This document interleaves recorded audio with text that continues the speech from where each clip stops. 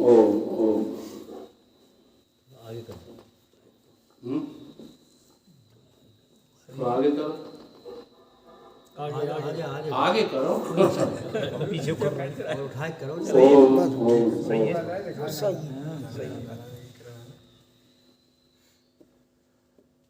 श्री राम जय जय राम। श्री राम जय जय राम। श्री राम जय जय राम। श्री राम जय जय राम। श्री राम जय जय राम। श्री राम जय जय राम। सच्चिदानंद भगवान की जय। सत्य सनातन धर्म की जय। सतगुरुदेव भगवान की जय।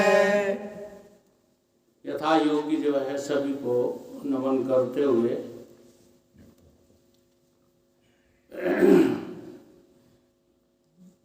बहुत बड़ी हमारे हृदय में संशय शंका बैठी हुई है। वो क्या है? वो ये है कि जो भेद से हमको मालूम पड़ता है वो सत्य है या जो अभेद है वो सत्य है। जैसे अभी अभी हमारी महात्मा जी से एक बात हुई, थोड़ी सी, हमने कहा अपने घर की कथा है। महात्मा जी ने कहा नहीं, अपने घर में उसकी कथा है। जरा देखना। अब हम आपसे एक प्रश्न करते हैं, हम सभी लोग आकाश में बैठे हुए हैं, ध्यान देना और सही जवाब देना, या आकाश जो है हम में बैठा हुआ है? आकाश में बैठा। सभी लोग आकाश में बैठे हैं। इतने लोग बैठे हैं, या और भी लोगों को ले लो, वृक्षों को ले लो, सभी को ले लो, तो ये सब आकाश में बैठे हैं या हम सब में आकाश बैठा है? आकाश में बैठे। हम सब आकाश में बैठे हैं, ठीक है। और आकाश कहाँ बैठा है? अब देखो, एक तो भेद हो गया, ठीक, भेद से देखो तो आकाश अलग है और हम अलग हैं। और जरा अभेद दृष्टि करो तो जो आकाश है वही तो हम हैं वही आकाश है। हाँ, आकाश के सिवाय और कुछ है क्या? परंतु ये अभेद बड़ी गहराई से पता चलता है। इसलिए भगवान ने जो है दोनों बातें एक साथ कह दी एक ही श्लोक में। यो मां पश्यति सर्वत्र सर्वं च मयि पश्यति। जो मुझे सब में देखते हैं और सबको मुझ में देखते हैं वो कभी मुझसे अलग नहीं हो सकते। तो देखने की ये जो कला है वो बस हमें बदलना है। हम भगवान को देखना चाहते हैं, ठीक है, परंतु कहाँ देखना चाहते हैं? कहीं ना कहीं अलग देखना चाहते हैं। तो वो अलग वाला जो भगवान होगा वो तुम्हारे किसी काम का नहीं होगा, क्योंकि वो थोड़ी देर के लिए आपको मिलेगा और चला जाएगा। और जो कभी मिले वो कभी न मिले, उसे मेहमान कहते हैं। तो उसे घर का तो कहते नहीं। मेहमान कब रुके हैं, कब रोके जाएंगे, सवेरे वाली गाड़ी वो तो चले जाएंगे। और ऐसे भगवान के हम पीछे पड़े हुए हैं जो रुकने वाले नहीं है। इसलिए अर्जुन को भगवान ने गीता में सब कुछ समझा दिया। अब जब नहीं वो मान रहा तो फिर उसको विराट रूप दिखा दिया। अच्छा, विराट रूप दिखाना क्या है? आप देखना नहीं चाहते हैं कि हम दिखा नहीं रहे विराट रूप। देखो, विराट रूप तभी दिखेगा जब तुम्हारी आस्था दिखाने वाले में गुरु करके होगी। गुरु के बिना, जैसे आप वकील साहब हमें देखते रहो तो हम कुछ भी दिखाते रहेंगे तो हमें वकालत दिखेगी और कुछ दिखेगा ही नहीं। अरे वकील है, तर्क करना आता है इसको, है ना। आप हमको भैया देखोगे तो भाई साहब दिखेंगे और कुछ दिखेगा नहीं। इसलिए जिसके द्वारा हमें भगवान को देखना है, पाना है, उसे केवल एक ही दृष्टि से देखो। वो कौन है? गुरु बिन भव निध तरह न कोई, चाहे बिरंच संकर सम होई। गुरु के बिना भगवान नहीं मिलेंगे। गुरु बिन होई कि ज्ञान। ज्ञान का मतलब है भगवान। ज्ञान का मतलब केवल जो है जानकारियां नहीं है, ज्ञान स्वरूप है भगवान। गुरु बिन होई कि ज्ञान, अब ज्ञान के होए विराग बिन। अब ज्ञान कब मिलेगा, भगवान कब मिलेंगे? जब तुम्हारी दृष्टि, बड़ा समझने की बात है, चाहे आप भक्ति करो, चाहे कर्म करो, चाहे ज्ञान के द्वारा प्राप्त करना चाहो, लेकिन समझ, विवेक हर जगह काम करेगा। अगर विवेक नहीं है तो आपकी न जो है भक्ति काम आएगी, न कर्म काम आएगा, न ज्ञान काम आएगा। इसलिए विवेक को तो हमें जगाना ही पड़ेगा, और इस विवेक को जगा करके रखो। जब विवेक को आप जगाएंगे तब आपको पता चलेगा कि हम पाना क्या चाहते हैं। तो अविवेकी हैं तो कुछ भी मिल जाए सुख के रूप में, सब भगवान ही तो है। तो भगवान से हम इज्जत मांगते हैं, दौलत मांगते हैं, पुत्र मांगते हैं, पुत्रियां मांगते हैं, जाने क्या क्या नौकरी मांगते हैं, इज्जत मांगते हैं, जाने क्या क्या मांगते रहते हैं, और सब मिलता रहता है। लेकिन वो भी धोखा दे जाता है जो दिया है भगवान ने, और देने वाले भगवान भी धोखा दे जाते हैं। हाँ, दोनों में से कोई भी चीज आपके पास रहने वाली नहीं है। इस गहराई को थोड़ा सा समझने की कोशिश करें। जब भगवान सब कुछ समझा चुके तो विराट दिखाया। गुरु ने गुरु रूप स्वीकार किया है अर्जुन ने। हाँ, जब उसने ये कहा है कि हे परमेश्वर, अब तुम हमको जो है केवल ज्ञान दीजिए, केवल समझा दीजिए, अब कोई रिश्ता नहीं है, मुझे माफ कर दो, मैंने तुम्हें सखा। देखो, सखा कोई बुरी बात नहीं है ना। मुरली वाला कहते थे जो ये कोई बुरी बात नहीं है। सखा कहते थे, अन्य जो है उपाधियों से जो है बुलाया करते थे, तो कोई गंदा शब्द तो नहीं था। लेकिन अर्जुन क्षमा मांग रहा है। अब जैसे आप हमको वकील साहब कहते तो कोई गलत शब्द तो है नहीं, साहब तो कहते ही हो, लेकिन इसके लिए क्षमा कभी नहीं मांगते। मांगते हो कहीं? हाँ, जबकि ये बात जो है अर्जुन को गवारा नहीं है। अर्जुन क्षमा मांग रहा है, एक ही शब्द, मुझे क्षमा करो। मैं जाने क्या क्या सखा, बंधु, रिश्तेदार, जाने क्या क्या आपको कहता रहा। अब आज के बाद आप मेरी दृष्टि में कौन है? केवल गुरु, केवल सतगुरु। तब उन्होंने विराट रूप दिखाया, वो उसने देख पाया। दिखा तो पहले से रहे थे, लेकिन वो देख पाया कब? जब उसने जो है हाँ गुरुत्व को स्वीकार किया। तो बिना गुरुत्व स्वीकार किए आपको चाहे अमृत उड़ेल दें। अभी हमारे महात्मा जी कह रहे हैं, साकी की सुराही में शराब तो लबालब है, पर ये नसेमन तेरा पैमाना तो उल्टा पड़ा है। उसको प्याले को तो सीधा करो, पीना चाहते हो और प्याला कैसा है, उल्टा पड़ा है। तो फिर तुम्हें नशा कैसे होगा, बात समझ में कैसे आएगी। अब भगवान ने विराट दिखाया तो विराट में सब कुछ दिखा दिया। और वही बात तो जो है हम रोजाना दिखाते हैं, आप देखते ही नहीं हो।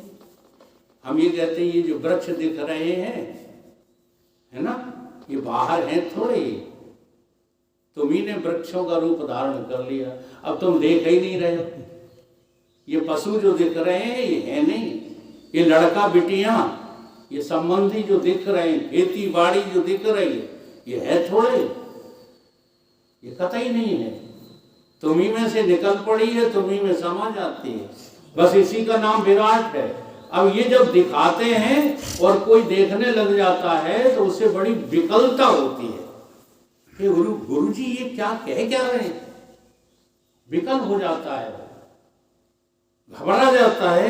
अब उस घबराहट को शांत करने के लिए निवेदन करता है कि मुझे तो बस वही दिखाओ जिससे मुझे शांति मिले, ये तो मुझे अशांत कर रहा है। इसलिए सभी संतों ने एक साथ मिलकर कहा है कि समष्टि में भगवान की खोज करोगे तो घबराहट के सिवाय और कुछ भी मिलने वाला नहीं है। इसलिए परमात्मा की खोज करो तो कहाँ करो, अपने भीतर करो। तो अर्जुन भी निवेदन कर रहा है कि हमें तो वो अपना जो है छोटा वाला स्वरूप दिखा दो, चतुर्भुज।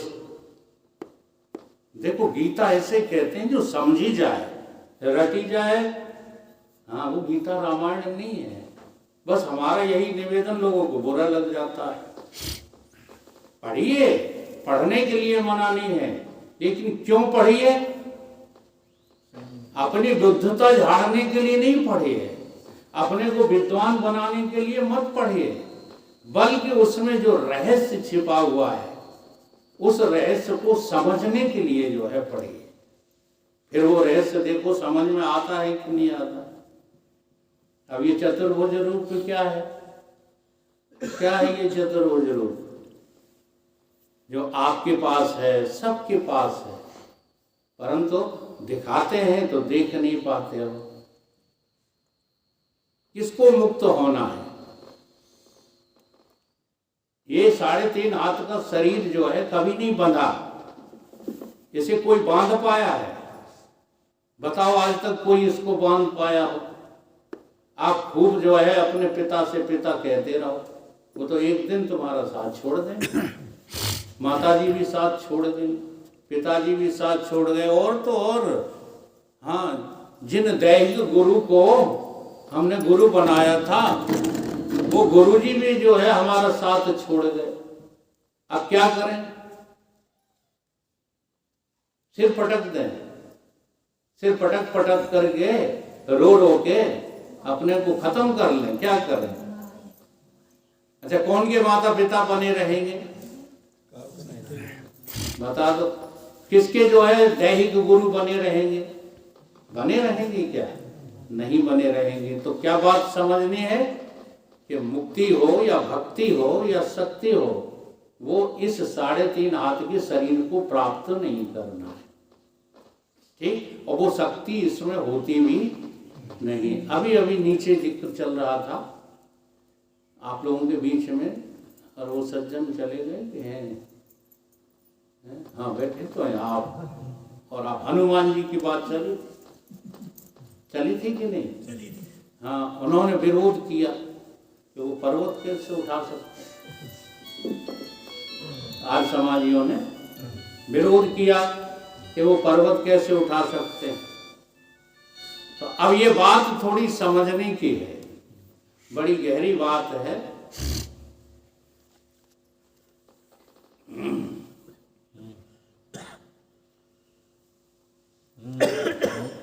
तो बाबा ने उदाहरण दिया था, कहाँ जा रहे हैं,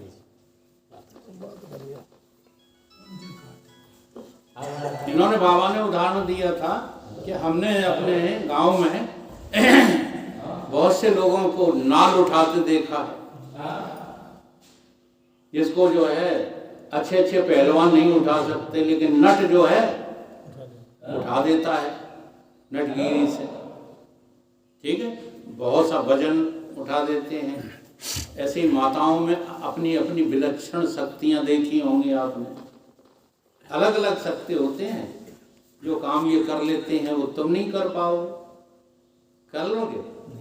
हाँ, मैंने जो है अपने ही घर में, अपने परिवार में बहुत सी माताओं को देखा कि मेहमान आए नहीं, हम कह भी नहीं पाए थे कि मेहमान को भोजन 10 मिनट में तैयार होना चाहिए, तब तक तो भोजन तैयार हो गया।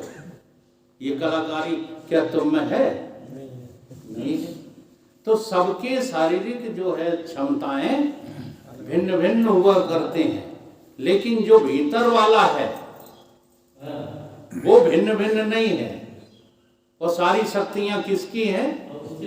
उसकी है। किसकी है? भीतर वाले की, जिसको कभी हम ना देख पाए, ना देखना चाहते हैं, ना मिलना चाहते हैं उससे। सब उसी की शक्तियां तो हैं। तो जो उसमें रमण कर रहा है हमेशा,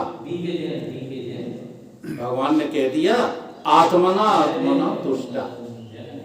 जो अपनी आत्मा से, अपनी आत्मा में तुष्ट है, तो बता दो उसके पास शक्ति की क्या कमी है? अगर वो वहां रह रहा है तो बजरंगबली कौन है? जय हनुमान ज्ञान गुण सागर। काय के सागर हैं? ज्ञान के, गुणों के। हाँ, अथाह हैं वो, उनकी कोई था है? अर्थात जो अथाह है अथाह। जरा ध्यान दो। अब हम लोग जो है केवल काल्पनिक बातें करते रहते हैं, सच्चाई को समझ नहीं पाते हैं, इसलिए वहां उसको छोड़ देते हैं कि वो तो अथाह है, कोई नहीं था ले सकता। नहीं, कबीर जी ने कहा है अथाह, था संतन को। हाँ, था कौन लेगा? अरे भाई, संत कौन है? कपड़ा वाले हैं, वकील साहब, पेंट वाले। जो थाह ले लेता है वही तो संत है। जहां होता है दुनिया का अंत, तहां जाके बैठ जाता है संत। जी हाँ, अब वो वहां बैठा है जहां अथाह है। तो उसी समय मेरे मन में आई थी कि समझाऊं, फिर मैंने कहा चलो प्रवचन में ही समझाएंगे। जहां बोल, कई जगह रामायण में भी उदाहरण दिए गए हैं। गिरा अर्थ जल बीच सम, कहियत भिन्न ना भिन्न, बंद सीता राम पद, जिन्हें परम प्रिय भिन्न। है कि नहीं? तो इसी को जो है ढंग से समझ लो। जहां बोल, बोल का मतलब वाणी, यही चौपाई में कहा। गिरा अर्थ मतलब शब्द और वाणी, ये कैसे हैं? अभेद हैं। इसको यहां समझो। जहां बोल, जहां वाणी है, जहां बोल तहां आखर आवा। जी हाँ, अगर तुम जो है वाणी से परमात्मा को कहोगे तो वो शब्द होगा, वो परमात्मा नहीं होगा। जहां बोल तहां आखर आवा, और जहां अबोल, जहां परमात्मा है, जहां अबोल तहां मन न रहावा। वहां न मन रहेगा, न बुद्धि रहेगी, न चित्त रहेगा, वहां कुछ रहेगा ही नहीं। तो जहां बोल तहां आखर आवा। देखो, जब किसी से समझना है तो ये बात लेके मत बैठना कि इन्हें परमात्मा के बारे में पता नहीं है। अगर ये बात लेके बैठोगे तो उससे तुम कुछ ले ही नहीं पाओगे। और वही बात ये कही जा रही है कि जहां बोल, अगर कोई महात्मा हो, ब्रह्मज्ञानी संत हो, कोई आचार्य हो, तुम्हें समझाना चाहता है तो बोलना तो पड़ेगा भाई। बिना बोले कैसे समझाए परमात्मा के बारे में? अब तुम्हारी बात हम मान रहे, तुमने कह दी कि वकील साहब वो परमात्मा जो है वाणी का विषय नहीं है, अब हम भी तुम्हारा समर्थन करते हैं। हाँ सही कह रहे, अब तुम बैठे हो हम बैठे, और जिंदगी भर बैठे बैठे तो गुजर गई, नहीं समझ में आ रही, ऐसे ही बैठे रहे हो। हाँ तुमने उनसे कहा कि वाणी का विषय नहीं, उनने भी कहा हाँ ये सब चक्कर की बातें हैं, अपना काम में लगो। तो बैठे ही हो, तुम भी बैठे रहे हो, वो भी बैठे रहे। अच्छा वे कैसे पति पत्नी थे जो दूसरे जन्म में भी जो है केवल यही पूछ रहे हैं कि राम के बारे में बताओ, हैं? पहले जन्म में मन नहीं भरा दूसरे जन्म में क्या, तीसरे जन्म में जितने जन्म हुए हैं वे यही पूछती रही कि बताओ परमात्मा क्या है। तो वाकई में जो जन्म जन्मांतर की कथा है वो और कुछ नहीं है, वो हमारी तुम्हारी कथा है। हम केवल परमात्मा को पाने के लिए ही जन्मे हैं। अगर दोबारा भी जन्मो, देखो कितनी बढ़िया बात है, उसको द्वैतवादी कितना गलत करके सिद्ध करते रहते हैं। भरत जी ने कहा, क्या कहा, धर्म न अर्थ न काम रुचि, हाँ पद न चाहूं निर्वाण, क्या कहा उन्होंने, जन्म। देखो वही बात कही जो मैं यहाँ तुम्हें समझाना चाहता हूँ। जन्म जन्म रति राम पद, और उधर देखो बहुत गहरी बातें हैं ये। अर्धाली में कह दिया पद न चाहूं निर्वाण, पद न चाहूं कह दिया, और फिर लास्ट में क्या कह रहे हैं, जन्म जन्म रति राम पद, चाहिए पद ही। हाँ? तो क्या यहाँ कहने का मतलब है कि जब भी हमारा जन्म हो तब हम इस राम के बारे में पूछते रहें, सिवाय राम की और किसी के बारे में पूछे नहीं दुनिया से। ये दुनिया तो जो है अपने आप तुम्हें मिल जाएगी, तुम पूछो चाहे ना पूछो। जो तुम्हारा प्रारब्ध है, जो तुम प्रारब्ध लेकर के आए हो, वो तुम्हें यहाँ संसार में मिल ही जाएगा, और फिर प्रारब्ध बसात बिछुड़ भी जाएगा। जो मिला है वो हमेशा पास रह सकता नहीं, कब बिछुड़ जाए ये कोई रात कह सकता नहीं। जिंदगी का खिला मधुबन भी किसी का है दिया, मैं नहीं मेरा नहीं, ये सब कुछ किसी का है दिया। अब जो दिया गया है उस दिए जाने में का तुम लाभ उठा लो। तो जहां बोल तहां आखर आवा, और जहां अबोल तहां मन न रहावा। और बोल अबोल, बोल और अबोल, अबोल है परमात्मा और बोल है संसार। बोल अबोल मध्य है जोई, बोल और अबोल के बीच में कौन है, बीच में जैसे बाहर आकाश है, भीतर भी आकाश है। भीतर आपके आकाश है कि नहीं, समझ में आता है? अच्छा, बाहर वाले और भीतर वाले के बीच में आकाश है कि नहीं?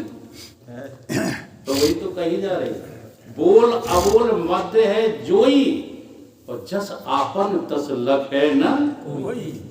अरे भैया तुम्हारे अलावा कोई दूसरा परमात्मा मिलेगा नहीं। तुम साक्षात परमात्मा का स्वरूप हो, और परमात्मा के स्वरूप के कारण ही तुम्हें सदैव काय में रुचि है, प्रेम में रुचि है, संसार में किसी को रुचि नहीं है। यही तो बात है, समझना है। प्रेम जगत में सार और कछु सार नहीं, अरे मन कर ले प्रभु से प्रेम, प्यार दूसरा कोई प्यार है ही नहीं। अब चूंकि तुम दूसरी जगह उससे ढूंढ रहे हो इसलिए फंस गए, और कोई बात थोड़ी है। इसके जो है भाग करो, ये 3 भागों में बटा हुआ है। तुम्हारा जो प्रेमास्पद स्वरूप है ये पूर्ण है, लेकिन ये 3 भागों में बट गया है। प्रेम, प्रिय, आमोद और प्रमोद, ये तीन भागों में भटक के बर्बाद हो गया। ठीक है, चौथे में पहुंच नहीं पाता। कोई बात प्रिय लगती है, जैसे भूख लगी हो तब की बात कह रहे हैं, जब आपको भोजन की भूख लगी हो और आप जाओ जो है भोजन करने के लिए, कहाँ? नौता में, जहाँ बढ़िया खुशबू दूर से ही आ रही हो, घी के पकवान बने हो और दूर से ही खुशबू आ रही हो, तो दूर से ही तुम कह दे आज तो मजा आ जाएगा। ये क्या है? ये प्रियता है। हाँ, देखो दूर से ही अभी भोजन देखा नहीं, हाँ, और सुगंध आई है, उसी से मजा आने लगा। ये जो मजा आता है ना, ये चला जाता है, और ये आने जाने वाले मजे ने हमको बर्बाद कर दिया। मजा आ गया, किसमें मजा आ गया? जिसमें मजा आ गया है, हाँ, वो मजा चला भी जाएगा, रहने वाला नहीं है, थोड़ी देर का जो है सुख है। तो उसी सुख को हम जो है लूटने के लिए फिरते रहते हैं, इसे कहते हैं प्रियता। ये हो गया प्रिय। अब जब जो है पांत में बैठ गए और परोसे जाने लगा मालपुआ, बढ़िया माल जो कुछ मालपुआ, जिसको जो अच्छा लगता है, 56 प्रकार के भोजन परोसे जाने लगे। अब वो मजा बढ़ रहा है, वृद्धि हो रही है उस मजे की कि नहीं हो रही है?